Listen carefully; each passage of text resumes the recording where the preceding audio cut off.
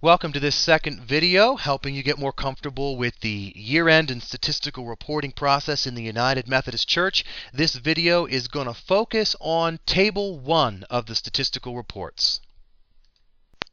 You're going to want to log into the GCFA, which stands for the General Council of Finance and Administration Statistical Input website, and that site is www.eagle.gcfa.org. Which brings you to Table 1. Since we've showed you how to maneuver around the website in a previous video, we're going to get down to the specific items. Items 1 through 9 can be found on your Charge Conference Form number 2, which is Report on Membership. It's also found in your local church membership records. Everything you need there will be there. If there's a certain item that you don't understand, you can look that up again by clicking these little blue question marks to give you more definitions of what these things mean.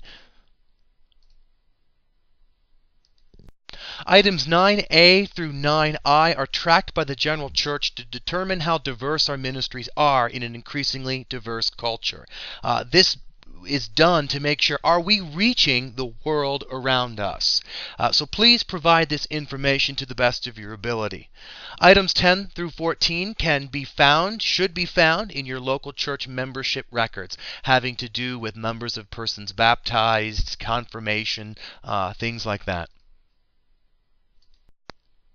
Items 15 through 19 are looking at folks from different age levels who are involved in spiritual formation groups. Those would be anything that helps people grow in their faith, like Bible studies or spiritual gifts class. But you'll notice we're looking for the number of children in line 15, number of youth, number of young adults, and other adults, just as we want to make sure that we're reaching all the segments of our population, all the segments of our mission field. Number 20 is looking for the average weekly attendance of your Sunday school, all age levels. Number 21 is looking for participation in covenant discipleship groups, and these are groups that meet for mutual accountability to support each other in their Christian walk, growing together as servants and disciples into greater maturity. Their whole purpose of what they discuss is how are they living out their faith in Jesus Christ? Are we growing in our faith? If you want more information on a covenant discipleship group, some folks call them cell groups, accountability groups, small groups, covenant discipleship resources, which is a particular form of small group ministry.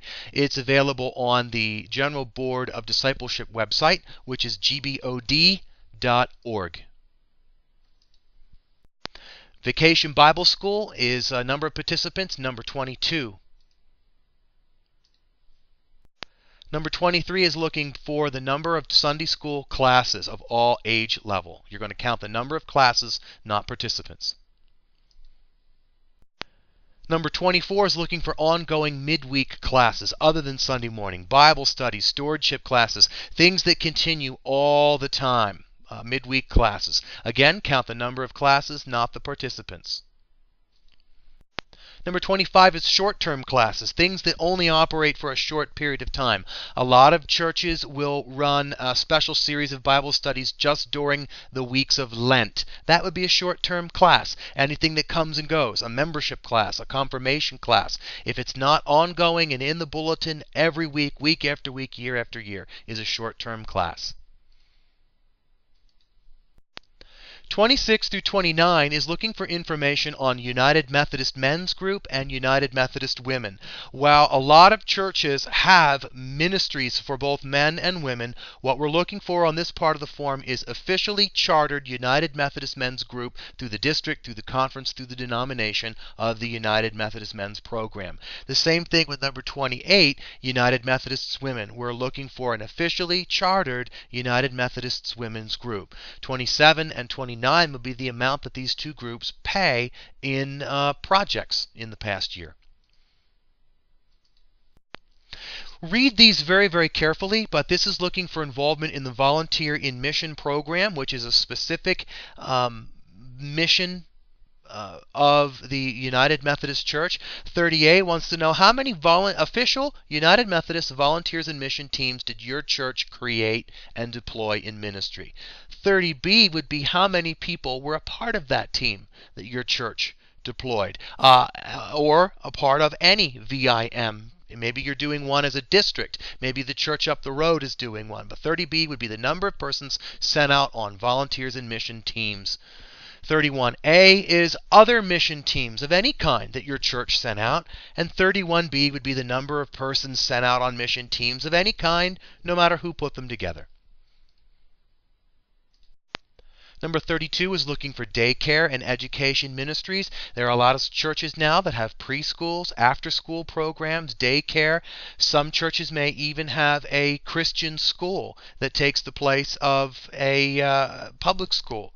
Whatever you might have that fits into that realm of being a daycare or an educational ministry, please record those ministry numbers in number 32. 33 is the number of people that are served by these daycare and education ministries. Number 34 is community ministries for outreach and justice or mercy. These are ministries that get us outside of ourselves, ministries that connect with new people, serve the needs of others, witness to our faith and bring people into the fold, and advocate for the rights of others. It might be feeding the hungry, which is an act of mercy. It might be witnessing your faith to someone who's not churched or doesn't know Jesus Christ. But it might also be a justice ministry where you speak out against causes of poverty instead of feeding a hungry person. Justice might also be taking a stand against some evil or injustice in your community. You might mean picking up the phone and talking to an elected official to influence their decisions according to the Word of God. Whatever you have that fits that bill, record those ministries in number 34. 35 would be the numbers of persons served by these ministries. I realize that might be hard to count, but do your best.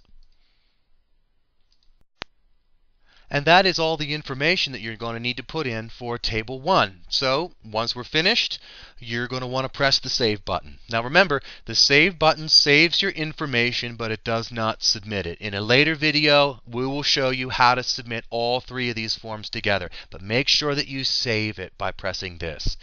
That's it for Table 1. And if you have any other questions, please feel free to watch the videos again and again as many times as you want. We did go awfully fast on here, so use the printed instructions in the big white envelope that was sent to you by the Conference Finance Office.